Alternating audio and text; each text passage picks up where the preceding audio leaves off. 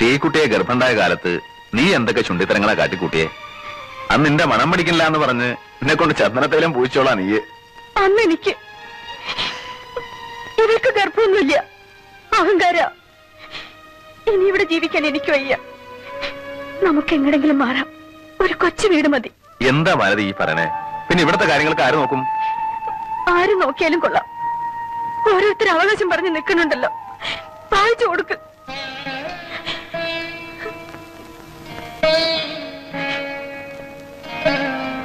ഈ കുടുംബത്തെ 4 കുറ്റി, 4 അതിര്.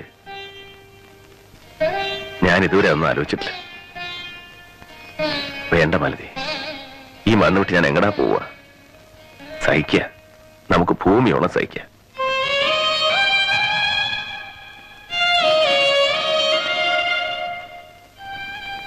സുധയുടെ കല്യാണം കൂടെ ഒന്ന് കഴിഞ്ഞു കിട്ടിയാൽ മതി.